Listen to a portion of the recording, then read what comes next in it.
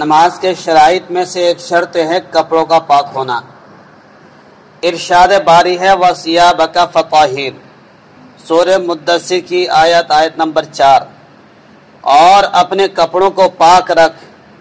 عن اسماء بنت ابی بکر قالت جاءت امرأة الى النبی فقالت احدانا يصيب صوبها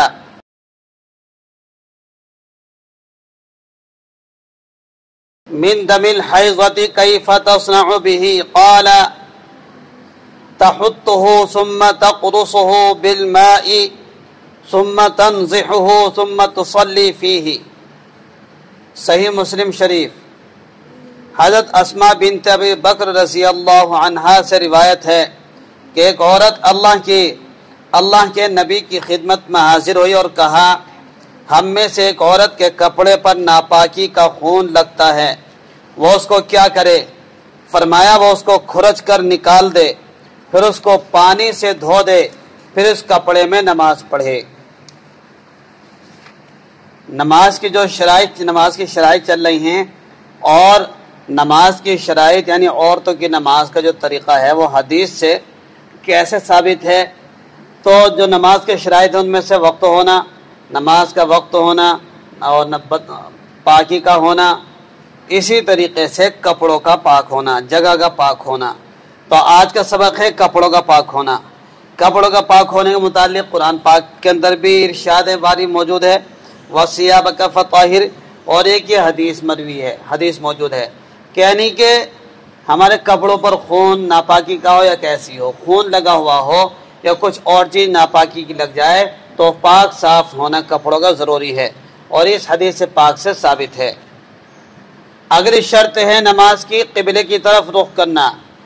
اس کا ثبوت عن ابی ہریرہ رضی اللہ تعالی عنہ قال قال النبی صلی اللہ علیہ وسلم اذا قمت الى الصلاة فاسبغ الوضوء ثم استقبل القبلة فکبر۔ حضرت ابو ہریرہ رضی اللہ عنہ سے مروی ہے کہ اللہ کے نبی صلی اللہ علیہ وسلم نے فرمایا جب تم نماز پڑھنے کا ارادہ کرو تو اچھی طرح وضو کرو، پھر قبلہ رو ہو جاؤ اور تکبیر کہو، یعنی قبلے کی طرف رخ کر کے نماز پڑھنا یہ اس حدیث پاک سے ثابت ہے۔ سطر کا چھپانا یہ بھی نماز کی شرطوں میں سے ایک شرط ہے۔ عن عائشہ رضی اللہ عنہا عن النبی صلی اللہ علیہ وسلم انہ قال لا يقبل اللہ صلاة حائض الا بخمار۔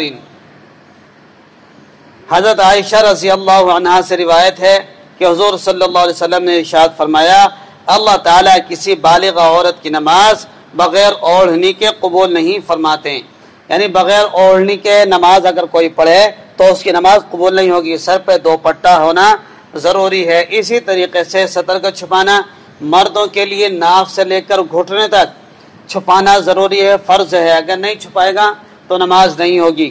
اسی طریقے سے عورتوں کے لیے چہرہ، ہتھیلیاں اور ٹخنے سے نیچے پیر کے علاوہ پورے بدن کا چھپانا فرض ہے، اگر نہیں چھپایا تو نماز نہیں ہوگی۔ اسی طریقے سے اگر کسی عضو کا چوتھائی حصہ کھل جائے، جیسے کہ آج کل لڑکیاں ہاف آستین کے کپڑے پہنے اسی میں نماز پڑھنے لگی، تو اگر مان لو ہاف آستین کے کپڑے ہیں اس کا چوتھائی حصہ ہاتھ کا کھل جاتا ہے تو پھر نماز نہیں ہوگی، اس میں بہت کوتاہی کرتی ہیں۔ ایسے ہی باریک دوپٹہ اوڑھ لیتی ہیں، اوڑھنا نہ اوڑھنا بیکار ہوتا ہے، ایسے دوپٹے میں نماز پڑھنا مکروہ ہوتا ہے۔ تو سطر کا چھپانا فرض ہے، تو اس کے بغیر جب تک اوڑھنی نہ اوڑھے، کپڑا نہ بدن نہ ڈھکے تو نماز نہیں ہوگی۔ اوڑھنے سے مراد وہ کپڑا جو اس کے سر کے بال و کھال کو چھپا دے، جیسے کہ بیہقی نے حضرت عائشہ سے سنن کبریٰ میں روایت کی عن عائشہ رضی اللہ عنہا انہا سئلت عن الخمار فقالت انما الخمار ما وراء البشرة والشعر۔ عن محمد بن زید بن قنفذ عن امه انها سألت ام سلمة رضی اللہ عنہا ماذا تصلي فيه المرأة من الثياب فقالت تصلي في الخمار والدرع السابغ الذي يغيب ظهور قدميها۔ ام المؤمنین حضرت ام سلمہ سے پوچھا گیا کہ عورت کتنے کپڑوں میں نماز پڑھے؟ فرمایا اوڑھنی اور اتنی بڑی قمیص میں جو اس کے بدن کو اس کے دونوں قدموں کی پشتوں تک چھپا دے۔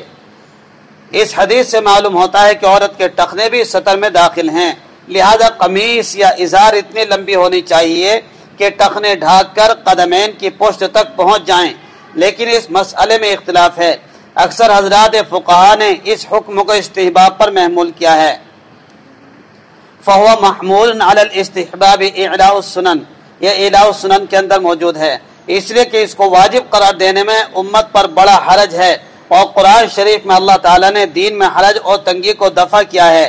چنانچہ ارشاد ہے وَمَا جَعَلَ عَلَيْكُمْ فِي الدِّينِ مِنْ حَرَجٍ، یہ سورہ حج کی آیت ہے، آیت نمبر 78۔ جبکہ دوسرے حضرات اس حکم کو واجب قرار دیتے ہیں۔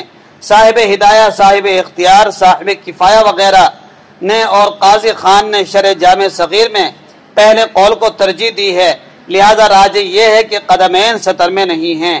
اس لیے اگر نماز میں ٹخنے کھل جائیں تو نماز کی صحت پر اثر نہیں پڑے گا، البتہ احتیاط اسی میں ہے کہ چھپائے رکھے تاکہ سب ائمہ کے نزدیک نماز صحیح ہو جائے۔ عن الحسن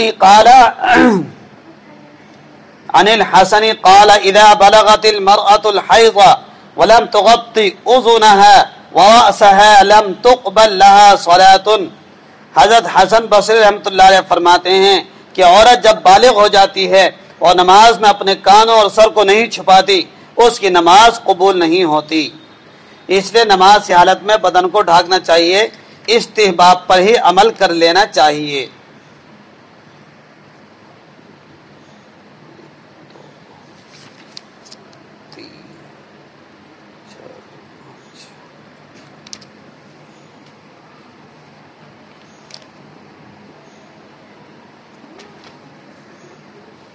نماز کی شرط میں سے ایک شرط ہے نماز کی نیت کرنا۔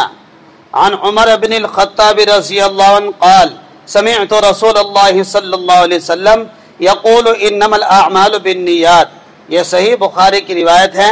حضرت عمر بن الخطاب رضی اللہ تعالی عنہ سے روایت ہے، میں نے اللہ کے رسول صلی اللہ علیہ وسلم کو فرماتے ہوئے سنا کہ اعمال کا مدار نیتوں پر ہے۔ نیت کرنا اس لیے ضروری ہے تاکہ ایک نماز کو دوسری نماز سے ممتاز کر دے، تاکہ ایک نماز سے دوسری نماز کو فرق پیدا کر دے کہ یہ ظہر کی نماز ہے عصر کی۔ ایک تو اس لیے ضروری ہے، دوسرے تاکہ عبادات کو عام حالات سے جدا کر دیا جائے۔ عبادات الگ چیز ہوتی ہے، عموماً اٹھنا بیٹھنا عام حالات میں بھی ہوتا ہے، اس سے جدا کر دیا جائے، اس لیے نیت کا کرنا ضروری ہے۔